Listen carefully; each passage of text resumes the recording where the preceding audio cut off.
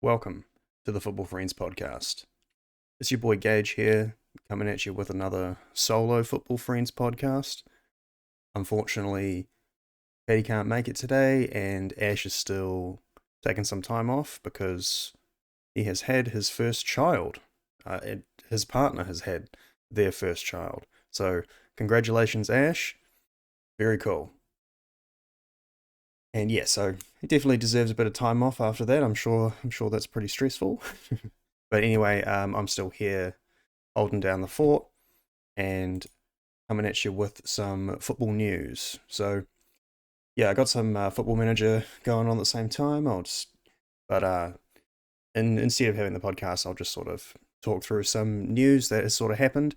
Still, obviously, no matches or anything yet, so I got a fair bit of transfer news and a bit of speculation and stuff like that. So I'll just sort of jump into it, I guess. So the first topic I have here to talk about is the news about Neymar.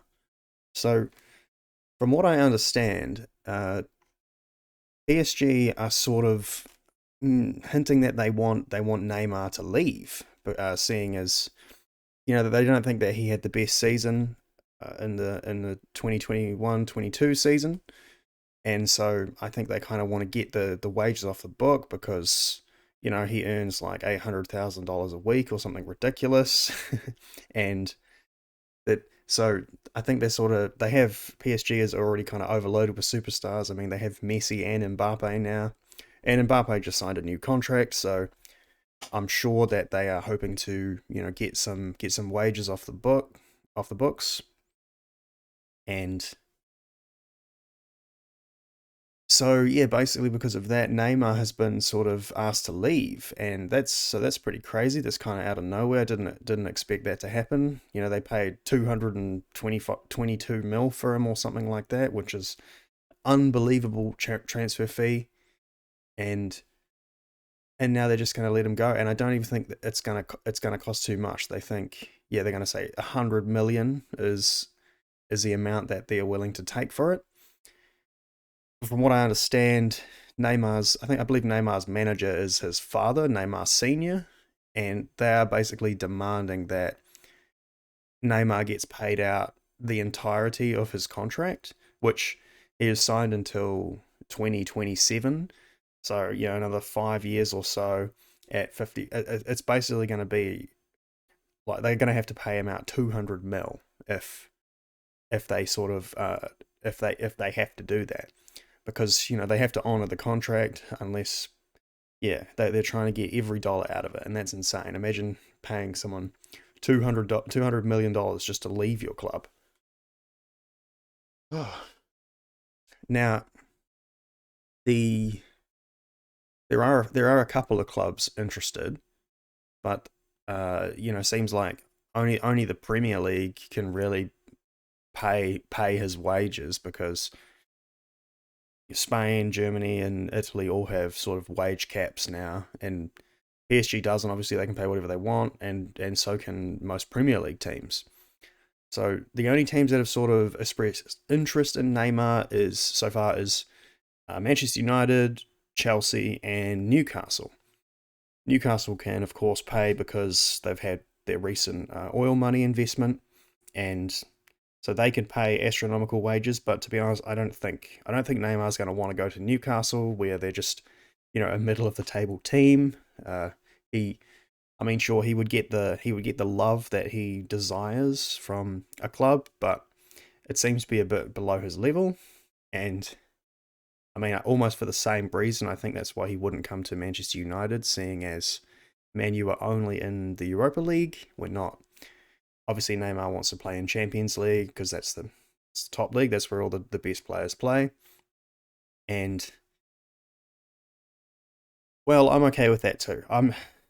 Neymar's a good player, sure, but he he's more of a good brand than he is a good football player. He's brand FC. It's all just about his brand and Neymar, all that kind of stuff. And I think Manchester United has too many out of control egos as it is. I think it's just it's kind of the move that Man U would go for, because you just know that the Glazers would just be thinking about how much money they can make out of it. But I think that's got to be like one of the worst reasons to sign a player. I think Neymar's a little bit too temperamental and too injury prone. Even though he is an unbelievably good dribbler and very talented player, no doubt. But I think he's nearly 30 as well, which I mean that he's probably got quite a few more years in him, that's for sure. But paying 100 mil transfer fee and then was it gonna 800k a week in wages or something, which is just totally absurd. I'm glad. I don't really. I wouldn't be. I certainly wouldn't be interested in signing a Neymar for Man U. I just think that's a bad move for Manchester United. But yeah, so that basically means that in my opinion, the most likely move would actually be Chelsea, because, well, for one, they've just gotten rid of Lukaku, who's gone out on a loan. I'll more on that later. And so that sort of their main striker position is sort of vacant. And they have said, I did read an article that basically said Chelsea have said that they won't be replacing Lukaku with an out and out nine. And I think maybe they've realized that the sort of old school number nine, like the kind of player Lukaku is, may not be the best fit anymore. So they're going for these sort of fast forwards and stuff that get in behind and score goals that way. And so I think that may well be Neymar. They could be crazy enough to do a deal like that. And oh, good goal. Yes. Yes. Yusuf Demir, great signing. Sorry. So Neymar might be that player for them, and which is crazy. Thiago Silva's there. Obviously, they have a great relationship. So I think that Neymar would be keen to play with Thiago Silva, and so that could be the link there. But honestly, I think, it's as good of, oh my god, 2 goals. What? Come on, yeah, Yusuf Demir, what a player. That's amazing. 2 goals in 5 minutes. Uh, and so they could be crazy enough to do it. I honestly, like I said, I wouldn't really want him at Man U, but that's just a personal opinion. I'm not a huge what? Oh my god. 3 goals, 3 goals in 6 minutes. What a game. What a match. Stoked. Um, so sorry, I keep getting distracted here. It's if you like, but if that's what they're into, I mean, I wouldn't be. It's kind of scary. Like oh, Chelsea have Chelsea have the money at their disposal. I think they could pay it, and they would. They've had Hazard there in the past. They usually always have a superstar, and why not Neymar at Chelsea? It's an interesting move. I suppose it's going to depend on whether or not they sign the other signings that they're looking at. But I think Neymar could work out, especially if. Oh my god! Oh my god! Two each. Two for Brozier, two for Demir. My two wingers. That's amazing. Damn. God, far out. This is good. 4-0, 4-0 in 30 minutes against the Wolves. This is perfect. Hell yeah. Come on, Southampton. Um, so yeah, it seems like Chelsea. Chelsea seems like the only sort of reasonable move. I can't see any other. No one else really needs him. It's sort of. I don't think anyone else is looking for a superstar like that, willing to pay that much. Chelsea probably can.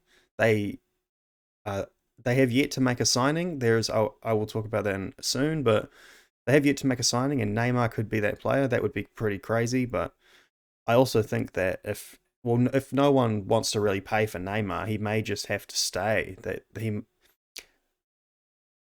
signed him till 2027, which is ridiculous when you think about it. And he could just refuse and just stay and play. If he's a professional, it's not going to matter too much. I'm sure he is. He'll play regardless, but it's kind of an awkward situation with so much money on the table, and yeah, it's sort of, I don't know. It's pretty crazy from PSG. I mean, money probably means nothing to them, I guess. So yeah, well, I don't know. It'll be interesting to see what happens with Neymar. That's for sure. What do I have next? Yeah. Next I have. Oh yeah. So, well, one interesting thing is Paul Pogba's documentary. I might actually do a whole video on this. I might go because it's apparently his documentary has the lowest rating ever on IMDb. It got like a 1.1 out of 10, which there's no other movie that has actually gotten that low of a rating, and it definitely could be because of the trolley fans, trying to get him back, but that's pretty embarrassing. Since Paul Pogba left, he's kind of just made a massive dick of himself, and yeah, I don't know. It feels like a little bit of karma, but yeah, I might even just do a whole video on this and go through some of the comments on IMDb and stuff like that. Because yeah, it's it's pretty funny nonetheless. Okay, so I might as uh, I might as well talk about Man U now, because think I did a video the other day, two videos actually, where I was very, very negative about Man U because the lack of action in the transfer market. We hadn't seen anything yet. And I was starting to get a bit nervous about that because, the first match of the Premier League is creeping up fast. And now it finally looks like we do have two signings nearly over the mark. Of course, Frankie de Jong, which has been sort of, oh man, I feel like we've been doing this deal forever, and it looks like it might finally actually happen. With apparently the fee with Barcelona has now been agreed. I think it's going to be 65 million up front with 20 million in add-ons or something. So 85 mil. Seems like we argued for months over 5 mil, which is a bit annoying, but whatever. It looks like we're actually going to get him, and that's cool. That's a good start building our engine room. Of course, this is a player that's probably pretty integral to Ten Hag's plans, and as an Ajax fan and of Dutch heritage, I support the Netherlands in international matches, so I'm pretty happy with this. I like seeing Manchester United with Dutch influence. Van Persie was one of my favorite players when I first started getting into football and stuff like that. So it's it's cool to see. I would like to see this move happen. And oh, what the fuck? That was a ridiculous goal. Fucking Lingard, this is stupid. Still 4-1 though. Um, so stoked if we get Frankie across the line. A bit expensive, but we do. He's a really good midfielder, and I think it would make a huge difference for us. But since then, there actually has been another. Oh, the hat trick! Yes, Yusuf Demir with a hat trick. That's amazing. Come on, welcome. Yeah, what a great signing, Southampton. Killer wonder kid on Football Manager. Yusuf Demir, sign him up. He's going to score you a hat trick. Easy. So we've just been linked with this young left back, Malacia, who plays for Feyenoord in the Netherlands. Who, well, Ten Hag is basically only looking at players that he knows and trusts and things like that. And Malacia had some very good games against Ajax in the Eredivisie, and so Ten Hag is well aware of his abilities. And it was looking like he was all set to sign for Lyon in France, and Manchester United have appeared to have hijacked the deal.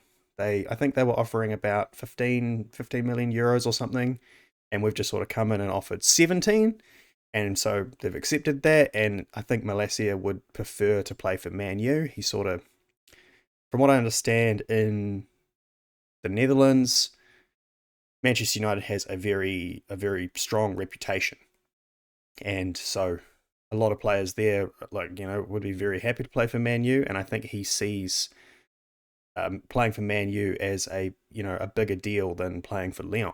So he wants to come to Man U, and it's looking like that deal is done. It's just a matter of it being announced. So I haven't seen him in the kit yet, but that's mainly because our new kit has not even been announced yet. I think everyone there have been some leaks of what it looks like. Kind of looks like a bowling shirt, in my opinion. But once the kit's announced, then we might start seeing players in kits. And if we're lucky, it's probably going to be Frenkie de Jong and Malacia signed by the end of this week, which would make me very happy. That's a really good start. It seems now that we've got a couple of deals over the line, that we may be getting a few more, because we don't just need 2 players. We need 6 or 7 players, to be honest. And so yeah, hoping they'll be done this week. And when they are done, I will probably do individual videos for Frenkie and for Malacia. So just more content in the future. But so because of this Malacia signing, oh yeah, another one, 5-1. That's what I'm talking about. Oh, 6-1, 6-1. Holy damn. 6-1. What a win. That's brilliant. So basically now we're overloaded with left backs. We have Luke Shaw, Alex Telles, Brandon Williams, and then we're going to add Malacia in there. So someone has to go. And I think that, well, I think two are going to go, actually. I think Brandon Williams is going to go for about 10 mil. And then now they are looking for moves for Alex Telles as well. And well, that's kind of good in my opinion, because we're paying 15 or something for this left back, and we'll probably get, we could get around 30 mil or something for Alex Telles, 20 to 30 mil maybe, and I think we're going to get 10 for Brandon Williams. So that's actually some really well needed transfer money. I think that can go towards other deals. So we have just as much to sell as we need to bring in, that's for sure. And it's good to see that we are seeing action in both ways, because Dean Henderson has had his move to Nottingham Forest announced, which I believe is a loan, and I'm not sure if they did. I think they decided against including an option to buy in the end. So he may come back, but at least that's about $120,000 a week in wages off the books. So that's something that could be the wages of someone coming in. And it's looking like we will sell Andreas Pereira. This is looking pretty promising. I think Fulham have bid, and also now Crystal Palace. So that's great. I'm happy to see him go, get some money for him, more money for the transfer kitty. And so, oh, that's right. So after this, we've been linked with Eriksen as well, who is available on a free. And I think that,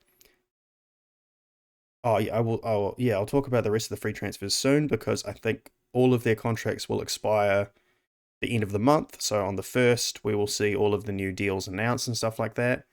And so Eriksen being one of them, his contract will expire for Brentford, and I think that it's still looking like Manchester United are his top pick, but I think he's sort of holding out in case he gets a better offer.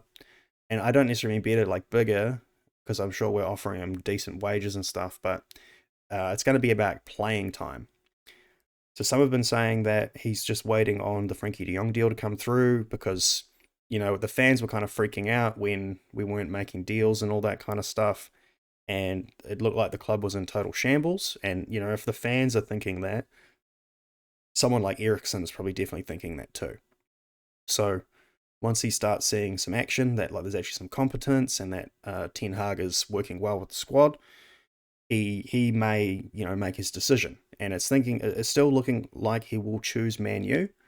And I'm not really phased either way. He's not necessary. it seems like he would come in as some kind of backup. He's sort of to replace Juan Mata. So I don't know. It's kind of a weird move in my opinion. From what I understand, Ten Hag wants him because of the experience. He's 30 odd. He's played in multiple leagues, won a lot of stuff, and been a good player. So his ability is undeniable. So um, they just want him for that reason. But from what I understand, like the reason why Eriksson is holding out is because he wants to play. I think that after he had his health scare and all that kind of stuff, I don't think it's necessarily about the money for him anymore. It's just because he wants to play, football while he still can before he dies. And so I don't think he'd want to come to Man U if he's just going to sit on the bench. He only wants to play at Man U if he's going to actually be played. And so that's why it's still a bit of a weird deal for me. I'm still unsure about it. So we'll kind of see what happens. We might know more about that by the end of the week too. We could, Man U could actually sign 3 players by the end of this week, which would be pretty crazy. That's quite a really good turnaround. That's what everyone was hoping for. And so the next sort of deal that we're going for is we've still got a bit of progress on this Antony deal with Ajax. So it seems like Ajax is getting just absolutely raided by everyone, with Gravenberch and Mazarawi already going to Bayern Munich, and now Haller has been announced that he will move to Dortmund. We're trying to sign Antony, so they're right winger, left-footed right winger, Brazilian player, really good player, lots of super high potential. But our Ajax are holding out for, I've heard some reports it's about 70 or 80 mil they want, which is absurd. Like that's the same price as like a Darwin Núñez or something like that. So I don't know. That's too much in my opinion. I think that from what I've seen, Man U are putting a limit. They're going to spend no more than £40 million or 50 million euros or something like that. I think that's going to be their limit, which is fair. I don't think he's necessarily worth any more than that. He's 22, which is that's a good age to sign. But he wants to move to Man U. He's really keen to join Ten Hag. That's his coach, and so that's the thing. I have seen some links with Arsenal being interested or something like that, and we're lucky because we have that advantage of the Ten Hag factor. That if there were 2 even bids for him, he would probably pick Man U over that. So unless someone's willing to pay more than 50 million euros, he's probably going to come to us. And I know that Ten Hag has made him a priority. We really do need a left-footed right winger to sort of add some balance to that squad, get like an in-swinging crosses and also cutting in and shooting. We don't have any left-footed players like that. So it would be a great addition, but we'll see. I don't really want to go and break the bank on every player like this. We got kind of forced into paying maybe a little bit more for Frankie than we should have. So hopefully we can get a good deal on Antony. Well, I mean, at the same time, we sort of missed out on this Urian Timber deal from Ajax. So because of that, we decided to go after their other centre back, which is what's his name? Lisandro Martinez. And we are currently competing with Arsenal for Martinez because they're interested in him too. And I think he's going to be worth around 40 million euros or something like that as well. And that would be good. He seems like a good player. Oh, excuse me. I'm gonna sneeze. No, okay. So Martinez seems like a good shout. Again, a decent player, but we don't want to overpay. That's the problem. Is Arsenal have already, Ajax rather have already sold 3 players, and they don't need to sell anyone else anymore. So that means that you do have to pay a bit more, and yeah, so if Arsenal are sort of bidding around 35, and I think that as long as we match Arsenal, we're going to have that advantage of having Ten Hag as our coach. So,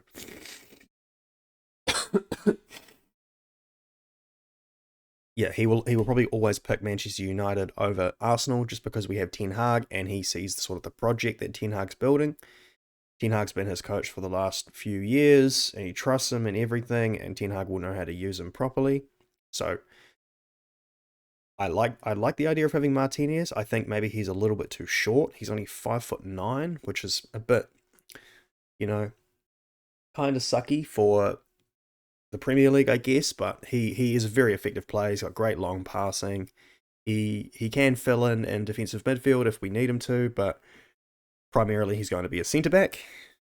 The only criticism I sort of have about it is that it was Timber was the player that Ten Hag wanted. So this is not our first choice. This is our second choice in a defender, and it kind of sucks to not get the one we wanted, but we do need a centre back nonetheless. And yeah, he's a decent pick. It's someone that Ten Hag trusts. Ten Hag's doing what Pep Guardiola did when he first moved in to City, just signs players that he knows and trusts, and trying to build. He's trying to build back his Ajax squad, and I think that's a decent project. We'll see how it goes, I guess. So, and one thing too is Martinez is left-footed. We don't have a left-footed centre back. That's kind of becoming a new thing where you want a left-footed centre back as well too, because the direction of your passes across the back line can be a little bit different. You got a bit more variety with passes and things like that. And since we're going to play a high line with ball-playing centre backs, probably a really good idea to have a left footer and a right footer just to open up new options of passing and things like that. So I'm all for it. I'd be happy if we signed Martinez, but again, I'm not.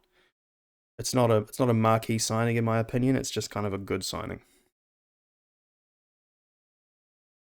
Okay, so well, the last two I want to mention is now this is sort of getting into speculation, but there has been we just recently Manchester United was linked with Yuri Tielemans. And now this is what I'm talking about. I've been a big fan of Yuri Tielemans for years because he's always been a total gun on FIFA and tipped to be this incredible player for a long time. And well, and to be fair, when he played at Leicester, he was a very, very good player.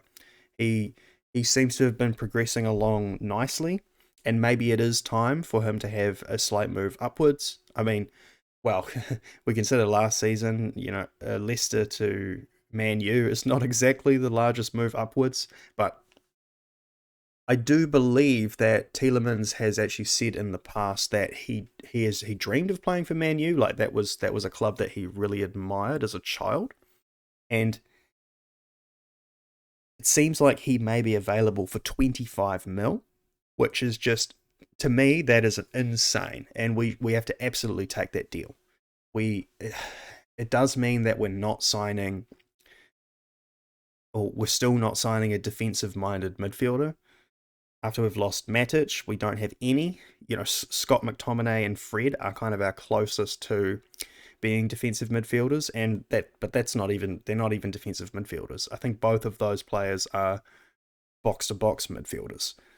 Sure, they can tackle, and Scotty likes being rough, that's for sure, but I wouldn't say they're defensive minded. Both of them like going forward. So that's my only issue. I don't. Well, the thing about that though is that Ten Hag's system does not necessarily involve defensive midfielders. They play more holding midfielders, and that's so it would fit in with Ten Hag's plans. And I would love to see Yuri Tielemans at the club just for the this nostalgia factor from FIFA and all that stuff. He could be a really valuable player, especially if he's 25 mil.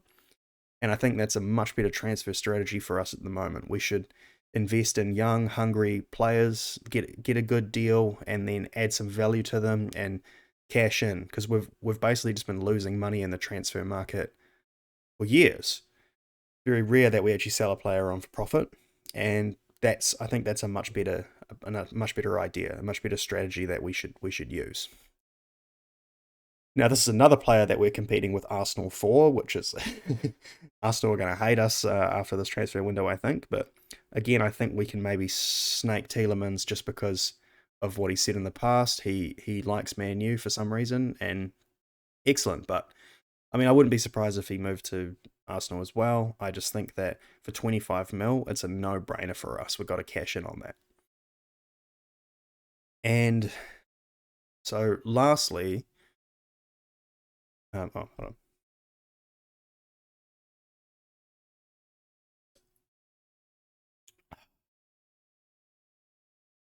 So, lastly, on Man U, we've also been linked with Denzel Dumfries. So, it seems pretty clear that Ten Hag does not really have much faith in Aaron Wan-Bissaka, which is a shame. I mean, Wan-Bissaka definitely has some incredibly good defensive talents, but going forward, not exactly the greatest.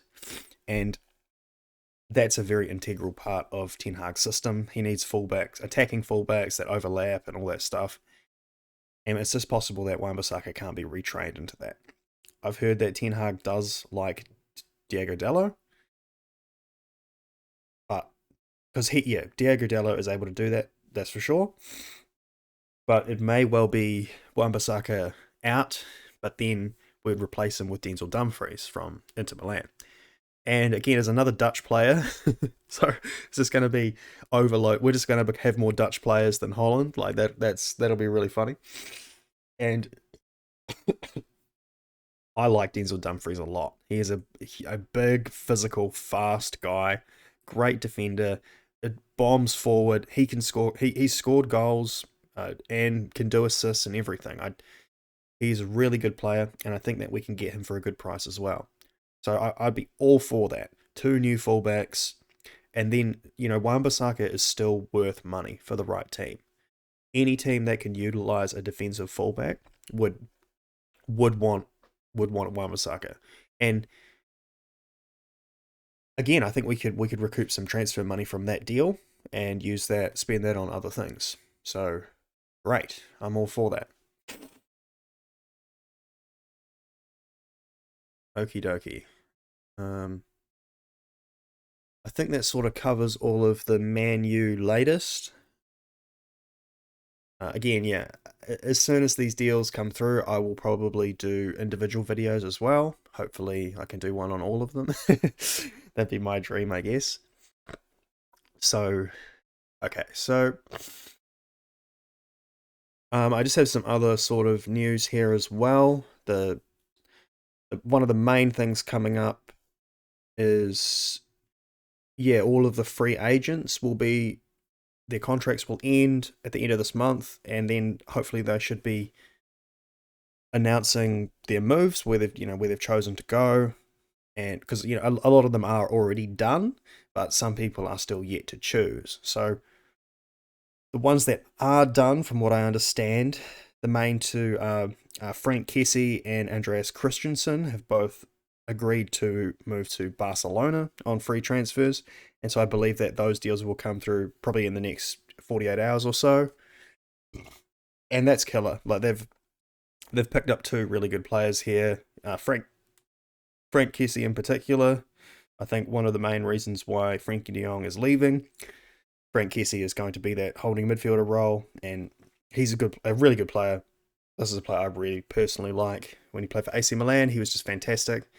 Great defensive-minded midfielder, and takes great penalties and all sorts of things. So Barcelona have picked up an awesome player there. And then Christensen, well, hard to say anything negative about Christensen, aside from that he played for Chelsea. So he's a decent defender, came through the Chelsea academy and everything. And yep, I think that's a great move for Barcelona. They've attracted a decent player here. He can defend really well, and just what they need. So that's two really good free transfers for them. And so next one I have here is Dybala. Dybala is looking like he'll move to Inter Milan because he sort of ended his time at Juventus, didn't re-sign his contract for God knows why. I find that really weird. He seemed to cry, and everyone was like really sad that he was leaving and all this stuff. So I didn't really understand that. I don't know why. I don't know. Maybe they couldn't agree on a contract or something. But if he's just going to move to Inter, that's kind of weird. I don't know. It just seems strange to me. But it's looking like it's going to be Inter Milan. I mean, they have a killer squad. He'll probably fit into it really good. And AC Milan were sniffing around too, but I think ultimately he's going to choose Inter. Weird move in my opinion. Dybala's a decent player, but strange. I don't know. If I was him, I'd just probably just want to stay at Juventus. I don't really get it. But hey, look, that's how it is. Okay, so next up is, well, I suppose there's a pile of free agents from Manchester United, with one of the main ones being Jesse Lingard, and it's looking like West Ham are interested after he had a very successful loan.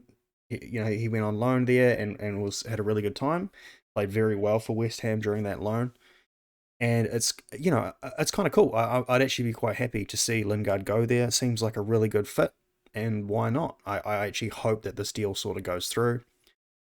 Lingard and West Ham seems like a good fit, in my opinion. And so there's still a few undecided here. We're still not really sure what's going to happen with Cavani. I think I've heard that he's thinking he wants to go to Spain next or something like that. So, but not sure. We'll see what happens with Cavani. That's still up in the air, I guess. Oh, yeah. And Paul Pogba, of course, his deal for Juventus is pretty much done now. And well, that's quite funny because this I did mention the stuff about his documentary, and in it there's that clip where he balks at this idea of 300k a week. He finds that almost insulting, I guess, and it's quite funny to me that he is going to be announced signing to Juventus on what I understand is only about 150k per week. So he ends up on half the wages after all that, and oh, how do you miss that? So that's pretty fun. I mean, that's kind of funny. It's just, it seems like Paul Pogba is quite the ego on him, and it's that's what happens. It's a little bit of Schadenfreude, So I won't lie, kind of good riddance. But yeah, it looks like Paul Pogba to Juventus again is on. Juventus on a free twice. So all right, that's what you want to do. And I'm sure there's. I'm trying to think of what other free agents there are, but Angel Di Maria is another one. I haven't really seen. I actually feel like he might be going to Juventus as well, but not as sure on that one, to be honest. But so we'll sort of see what happens with that. Okay, so yeah, that sort of covers all the free agents I wanted to talk about. So now I'll just sort of go through this list I have here. Oh, so Arsenal. Now Arsenal have made two signings, in fact, so far. The first one being this guy. I want to say it's Vieira. But is it Pablo Vieira? I can't remember. I don't have it in front of me, but yeah, I think this guy from Porto, Vieira's name is. I don't know too much about this guy, but he seems, a lot of good players come from Porto, so I think he costs about 40 mil or something, so must be all right. Don't have too much to say on that just because I don't know much about the player, but of course their other signing has been Gabriel Jesus from Manchester City. Now this is a very interesting move because I think that Gabriel Jesus was insanely loved by Pep Guardiola for a long time, but then sort of just fell out of favor and stuff like that, started getting pushed out onto the wing. Actually played quite well as a winger, in my opinion. It was quite unexpected, but just sort of not this kind of out and out goal scorer striker that everyone thought he was going to be. And Arsenal have, of course, capitalised on this and signed up Gabriel Jesus. And look, I think this is a good move. I mean, he didn't play for Man City for nothing. He has a lot of potential, a lot of talent, still very young. I think that Arsenal have actually done good business here, and he has. Yeah, but there's sort of, from what I understand, Arsenal have a bit of a curse when it comes to the number 9, and that is in fact the number he has chosen. So maybe he is the one that will break this curse. Arsenal have, the only striker Arsenal has on the books is oh, his name's escaping me right now. One of their young, very young strikers. They've lost. Is it Nketiah or? Oh yes, great goal. Thank you, Edouard. That's just what we need in our. Well, this is our Europa Conference League match. We managed to qualify for that at the end of the season. Pretty happy about that. It's decent progression. So what was I saying? So Arsenal have struggled with strike. Yeah, they lost. Well, they lost to Aubameyang in the middle of last year to Barcelona, and then Lacazette has gone back to Lyon at the end of his contract. So they only have one striker on the books, and it's a young guy.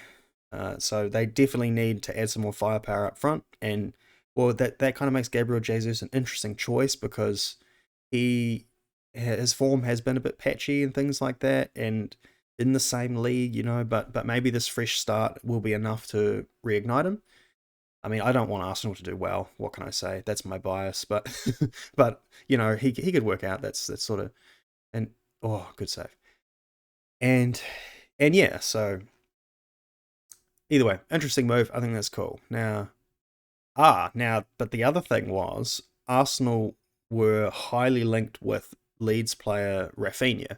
That's the Rafinha with the PH, and he was looking like he was tipped to go to Barcelona for a long time, but secretly in the background this entire time, Arsenal had been negotiating with him and all this stuff. So it actually looked like, to me, from like my insider information, was looking like the Arsenal deal was all good. That was the one that he was actually going to pick. However, from what I understand, Chelsea have actually managed to step in and snake this deal. Basically, Rafinha 100% preferred to play for Chelsea all along. And so as soon as Chelsea offered, he's just like, oh, nah, forget Arsenal. It's, Arsenal's documentary's out. It's called All or Nothing. And so Rafinha's saying, nah, nothing. Arsenal's ending up with nothing. So as soon as Chelsea comes in with this offer, Rafinha's just like, yes. And part of that reason is because apparently his manager, his agent is Deco. So the great Chelsea legend from the past, Deco, and so yeah, that's sort of orchestrated that move there, and so it's looking like Rafinha will actually go to Chelsea instead. But but this deal hasn't completely come through yet. But yeah, it looks like Chelsea have managed to steal this deal in the same way that Man U have stolen this Malacia deal from Lyon. So that's pretty funny. That's some crazy late transfer drama. And then that's the thing. Arsenal are also after the same Lisandro Martinez from Ajax, and it could even be Man U manages to steal him from them too. So Arsenal may now be the team that are missing out on these deals. So that's good. I'm happy to pass on that title from Man U to Arsenal. So yeah, great. Now, up next. I might as well talk about Chelsea then. That's sort of a good segue there. Chelsea. I don't think Chelsea have signed a player yet either. So it's not just Man U that are sort of struggling. Chelsea have not signed a player, and they desperately need a centre back and so on. Oh yes, what a slot! Edouard, my man. Thank God. Thank God for Edouard. I did not want to. This is a crucial 3 points for the Conference League. So Chelsea have not signed a player, and they've had players leave, of course. Rudiger has... Oh, that's another free agent that I didn't mention, is Rudiger. He's going to sign for Real Madrid from Chelsea, so they've lost probably their best defender and things like that. So they...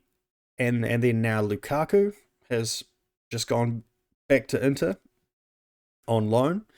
And yeah, with a crazy loan deal, they were asking for a $10 million loan fee, but it looks like it's going to be $8 million loan fee. Yes!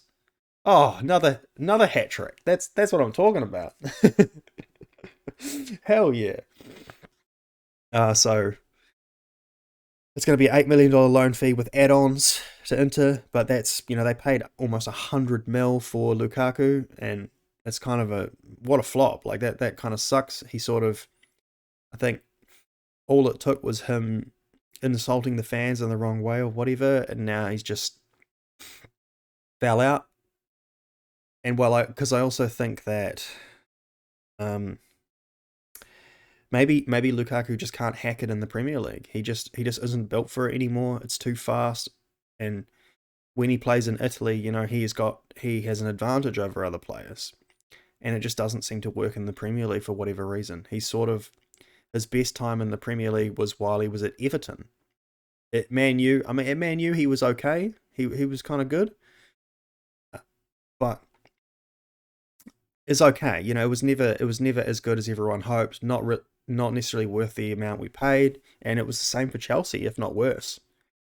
I think maybe it does come down to his poor first touch. Because in England, the players press you basically instantly, so your first touch has to be really good, and just his first touch being not great means that players are on him straight away, whereas in Italy you have a bit more time on the ball, so your first touch can be a bit more wayward, and it sort of just he has that better space, and he plays really well there. So yeah, the move makes total sense. I can see why he would want to go back there. So yeah, but that's a big loss for Chelsea. So they're looking for a striker and a centre back. They're sort of without those at the moment. So the deals that I've seen them been linked to so far in that regard are for one is Raheem Sterling, which is very interesting. Again, Man City sort of letting go of these players. I think that it's kind of crazy to me for them to get rid of Raheem Sterling. I think Sterling is an incredible player. It seems like such a weird move for me. And I think just the only reason why he hasn't been as prolific as usual at City is because they rotate so much. They never really give him a straight run playing. But I think whenever he does play, he plays really good. So I don't get it. I mean, maybe they want to cash in, but Chelsea are right to snap this deal up. I think Sterling, yeah, that's a great move if they can catch Sterling. Well, of course, that may depend on this Rafinha deal. I don't know. Yeah, Chelsea seem to be a bit overloaded in wingers and stuff, so I don't know. But anyway, they've been linked to Sterling, and we'll see what happens with that deal. And then, in terms of defenders, they've been linked with another Man City player, Nathan Ake, who, barely seemed to play for Manchester City. And so I think they're totally happy for him to leave for that reason. They have, all three, their other three defenders, John Stones, Ruben Diaz, and Laporte, are all probably better. Ake is definitely the worst of the lot. So if Chelsea want him, it makes sense. I believe that Ake is a former Chelsea player too, so I think he was Chelsea Academy or something. I can't remember exactly, but yeah, so Ake returned to Chelsea, could be an interesting deal. But then they were linked with another defender, which was Matthias De Lit. And this one upsets me. Again, De Lit is, being an Ajax fan, De Lit was one of my favourite players too. He was, incredibly good young defender for his age and all that stuff. And he got this crazy expensive move to Juventus. And to be fair, he hasn't had the best of times there. Juventus always wanted to stick to their Chiellini and Bonucci sort of lineup, and he didn't seem to quite win his place in that team. I mean, he was still decent, but yeah, just kind of a shame. Doesn't seem to have developed too much. And since I think he only has just 2 years left on his deal or something, and Juventus wanted to renegotiate, and they gave him basically, they lowballed him, gave him an offer that he could absolutely refuse, and he did just that. So I think he kind of wants to leave now. I think he also wanted a lower release clause, because I think maybe he's just unhappy there and he wants to move on as well. Now, the reason why I find this upsetting is because I would really like to see him at Manchester United. Because then we actually have that spine back from that great Ajax team, De Lit, De Jong, and Van der Beek, which is pretty crazy to me to see all those players there. Manchester United looked at De Lit back in the day, and we sort of missed out on him. He chose Juventus over us. But I don't know. I would love to have him. I think he's such a good player. He's Dutch and everything, so that's cool. But if he goes to Chelsea, that would be really annoying. He seems like a good player. So again, I wouldn't. I'd rather have him, and then my enemy doesn't have him. So Chelsea can have Aka, as far as I'm concerned, and we'll take Matthias De Lit. That'd suit me just fine. Okay, so what do I have next? Okay, so Manchester City. So, Manchester City have a few players outgoing, and, well, one of those players too that also left was Fernandinho, finally, after all these years. He's played there a long time. The sort of defensive midfielder who filled in at centre-back as well, and to replace him, they have managed to sign Calvin Phillips from Leeds. So, Calvin Phillips is a really good player, actually. One of the few English defensive midfielders that actually exists. And I think he could have been one of the perfect players for Manchester United to sign, but seeing as he played for Leeds, and there is the big rivalry between Manchester United and Leeds, I feel like that deal was never going to happen.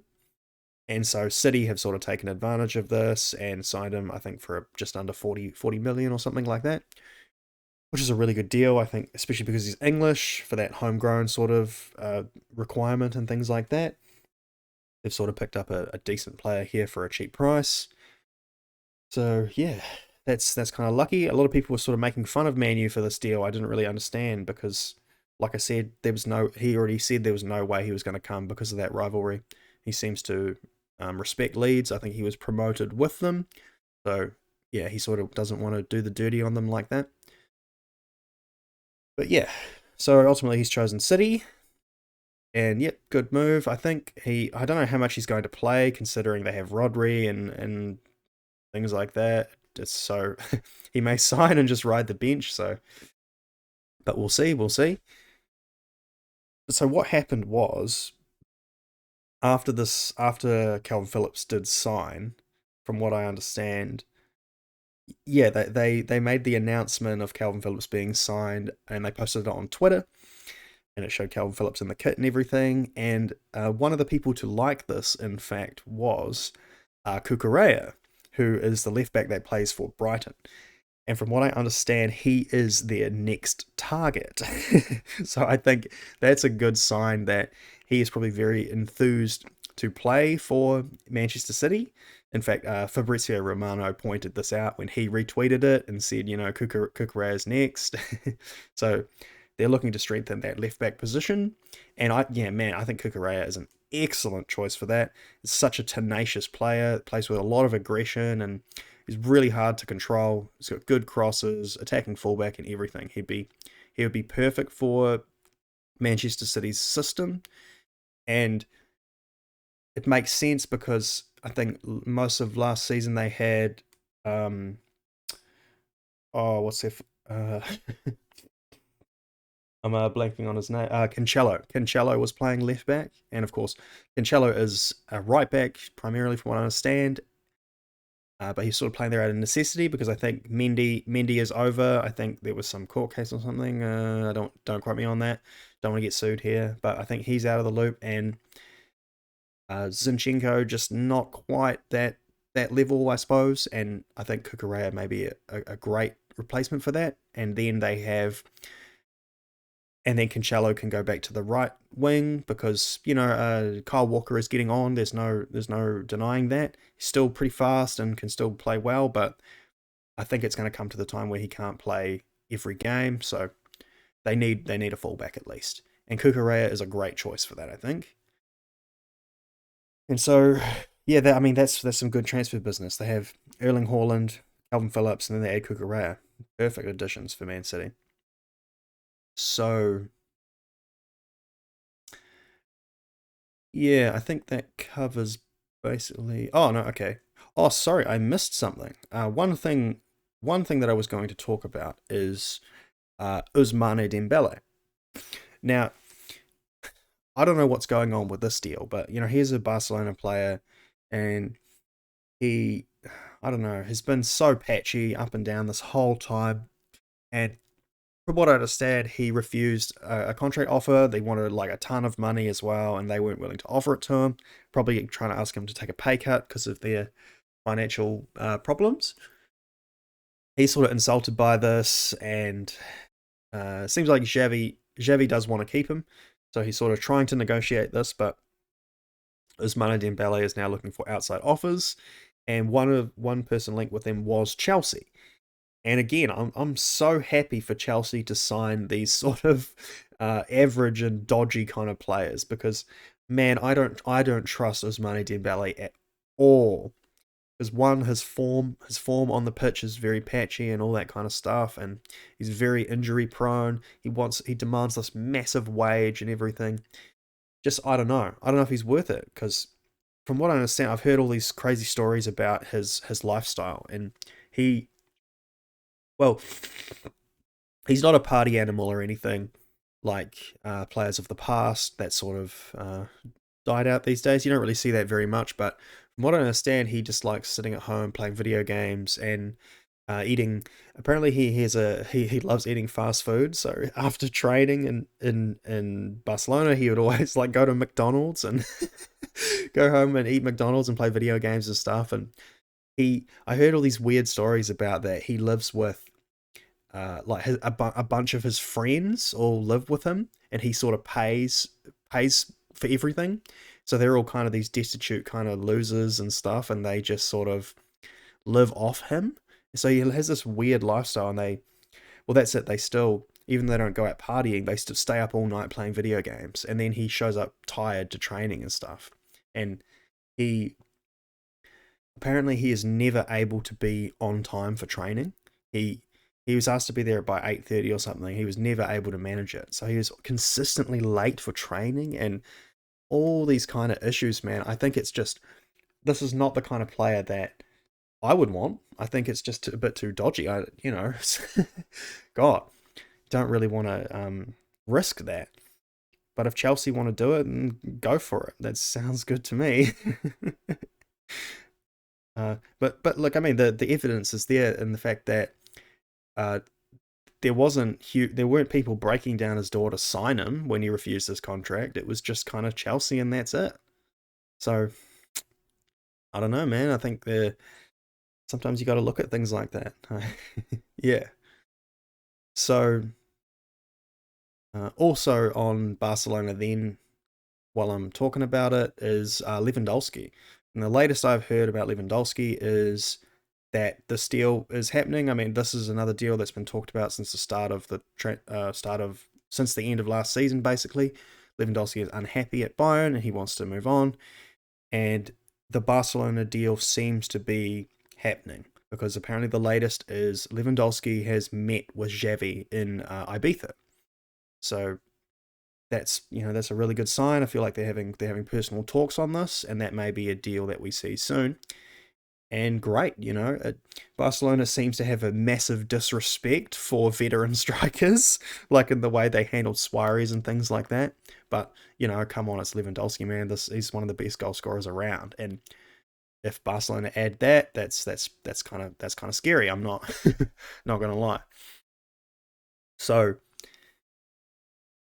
yeah, um, okay. What else do I have here?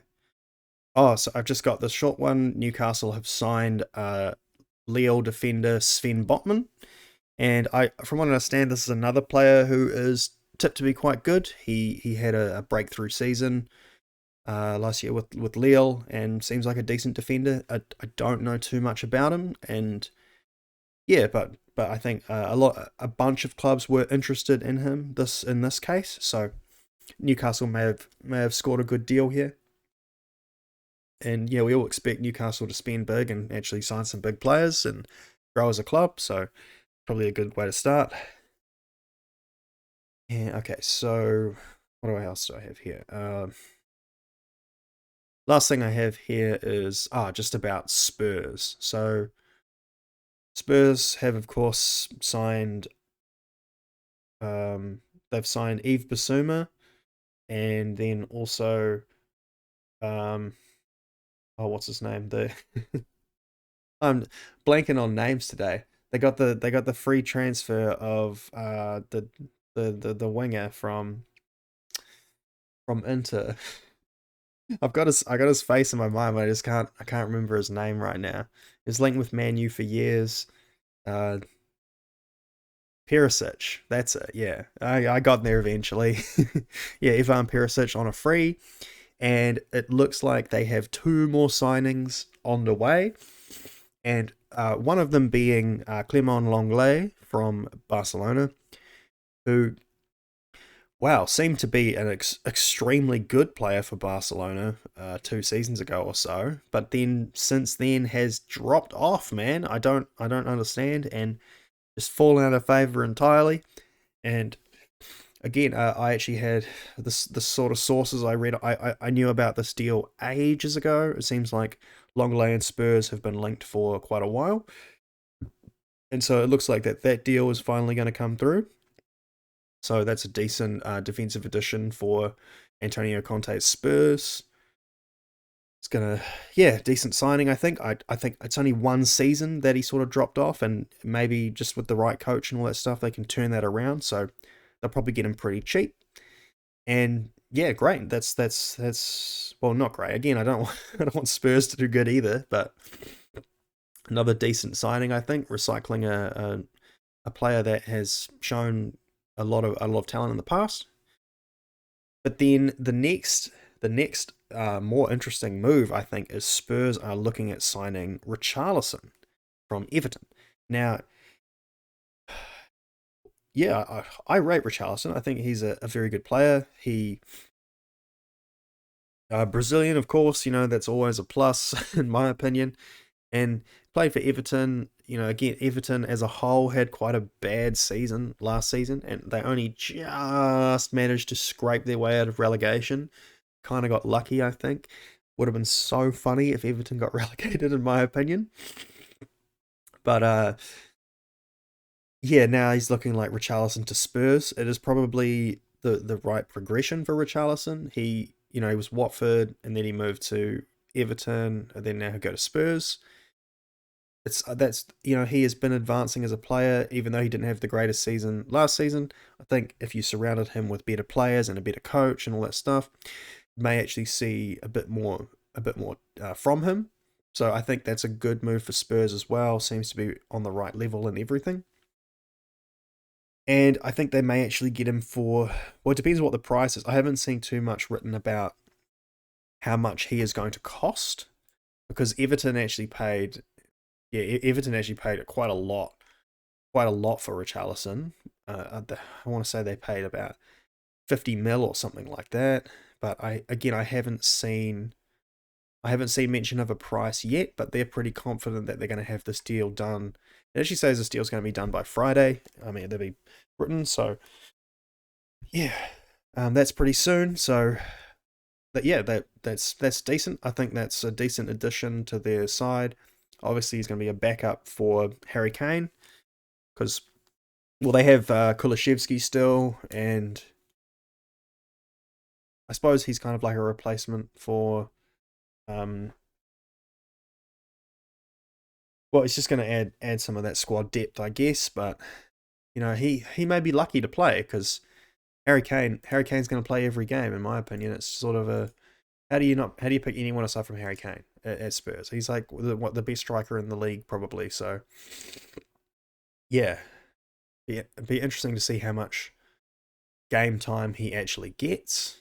But we'll see, I suppose. Okay.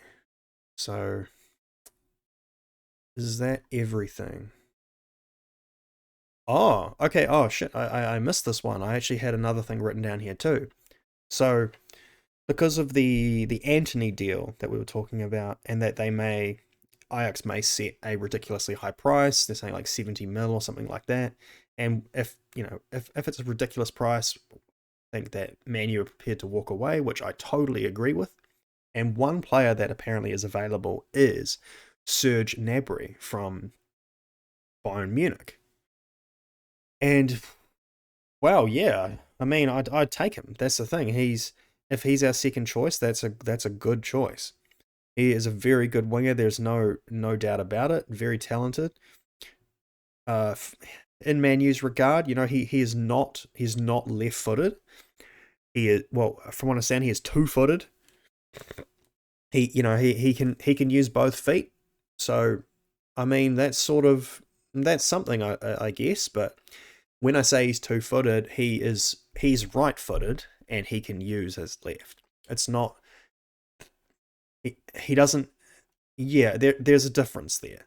It's not like he's primarily left-footed and then can use his right or something. But yeah, it's not quite the same. I think that even when you're two-footed, you sort of still have a preferred foot. It's kind of hard in that regard. But he plays right wing, so I mean he's a right winger. That's good. That would fit us really well, I think. But yeah, the only criticism is that he's not a left footer. But if that's our second choice, that's a pretty damn good second choice. He can play striker as well too, as a good backup for Ronaldo and things like that. I'd be down for this deal. I think Nabury's a good player. It's kind of the sort of player that we should go for. And well, the other team interested is Liverpool, and it would again if he goes to Liverpool though, I don't know how much game time he's going to get because if he plays right wing, that's Salah's position, but then left wing is now Diego Dallo, pretty set, and they've just signed Darwin Núñez, so it's sort of he could come to Man U and play every game in our right wing position. It would work for us, but this is another player we could lose out to Liverpool because obviously Jurgen Klopp has an affinity for German players and probably thinks very highly of Gnabry. So I can see why he would. It makes sense. I can see why he would pick Liverpool over Man U. I can kind of see why anyone would, considering the current circumstances. But who knows? That's also another possible deal that I wouldn't. I could get into that. That seems pretty fair to me. Gnabry's a decent second choice, that's for sure.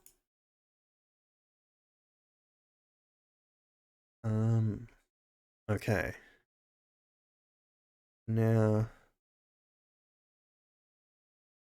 I think that sort of covers mostly everything I have here. I that's everything I've written down at least. I did see something earlier about João Moutinho, the I suppose the heart, the midfield engine of Wolverhampton, has just refused a contract. Like that, they had a breakdown in their contract talks, and oh yes, great, I'll take it. Own goal's a goal. So this is pretty crazy to me. He seems to be such an important player for the team, and with Ruben Neves oh Jesus, with Ruben Neves also being tipped to possibly be on the out, uh, kind of a bad timing. I think that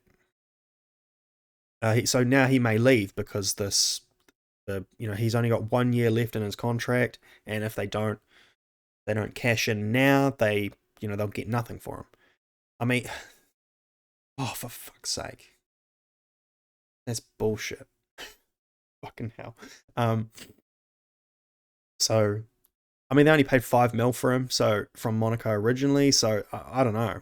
Let him run his contract out. Maybe it's yeah, he's 35. It's whatever. But so I mean, if Ruben Neves stays, then that's fine. I feel like he is the ultimate protege to João Moutinho. He's certainly learned a lot from him as well, with both of them being Portuguese and everything. So yeah, that's a bit of a loss, but if they lose both, if they lose João Moutinho and Neves, that could be pretty bad for Wolves. I think that's your engine room being absolutely removed. I think that's pretty risky. So yeah, not the not the greatest news for Wolverhampton. Oh, what the fuck? Come on. Where the fuck's the defending?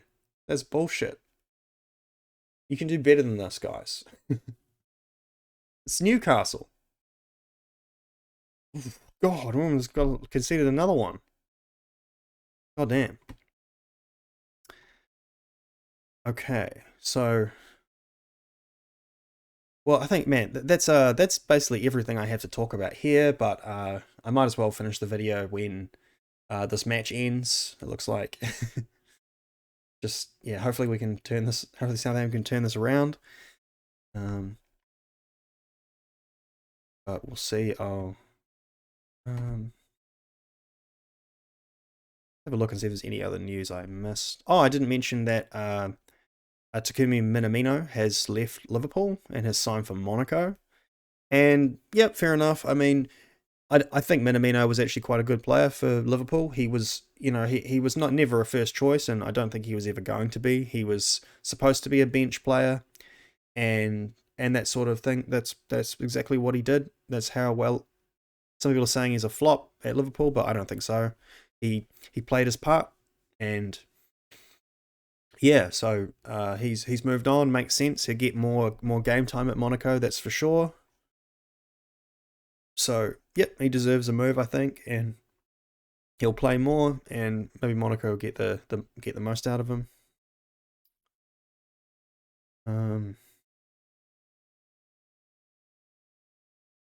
Says here too that Liverpool were interested in signing Jude Bellingham because, well, who isn't interested? But yeah, again, Dortmund are just on it at the moment and signing these young players and doubling their value basically. And so Dortmund has basically said that Jude Bellingham is going to cost 120 mil, because he's only 19 and he's already a mainstay of the Dortmund team. So it's great young player that of course Liverpool are interested in and also apparently Real Madrid, but 120 mil is quite a demand, I would say. And well, I mean, Real Madrid already have Camavinga and Tchouaméni, so if they had a midfielder of Camavinga, Tchouaméni, and Jude Bellingham for the future, that's their midfield set for the next 10 years, basically. That's crazy, but yeah, Liverpool are also interested. Makes sense, but and I forgot they have Valverde as well. So and still Tony Cruz, Casemiro. They're pretty stacked. It's just yeah, maybe the Liverpool deal looks more like it, but there's no way Liverpool would ever pay 120 mil.